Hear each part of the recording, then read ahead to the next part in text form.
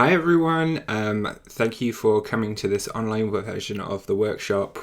We realised that quite a number of you really wanted to get involved with the Saturday workshops, but either because of work or access, you just couldn't get there. So we've created this as a means for you to be able to take part in the activities and be able to have a go at responding to some of the artworks and writing creative responses to them. During the workshop exercises, some people were talking about either doing things like script writing or flash fiction. Any of that is totally cool. You're very welcome to respond to these pieces how you want to.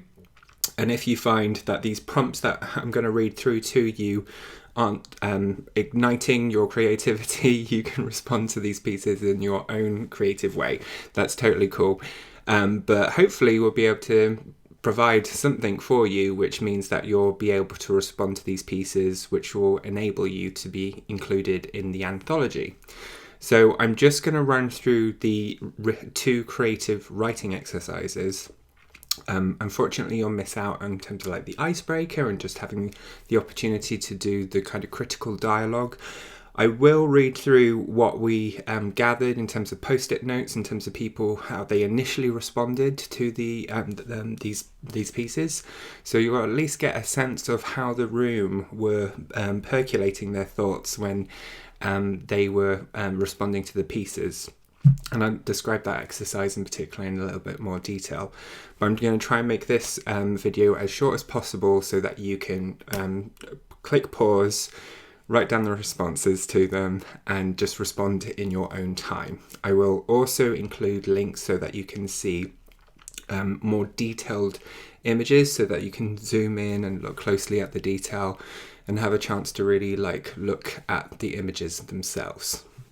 So this is just taking you through the 9th of August, the 9th of October, and I'm just reading out what we had discussed as the first written exercise. So there were 4 tapestries laid out on the tables for you to choose from, and the group was just asked to pick the tapestry that they were most drawn to. So you will be provided with the 4 images and the links to the images so that you can see them individually. Now place yourself in front of it. Take some time just to sit with it. Focus on the colours, the symbols, the shapes that you see. Write down any words and phrases that come to mind. Give yourself 2 minutes for this exercise. Feel free to pause the video now. Now, look at the figure depicted in the tapestry and the finer details. Take a few moments to write down any words and thoughts that come to mind from observing him.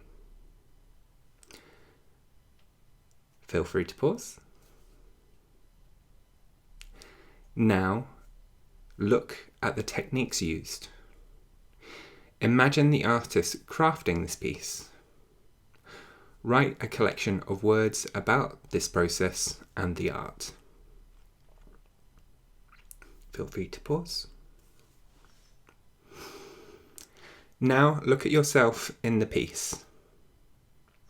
Is there anything you can relate to?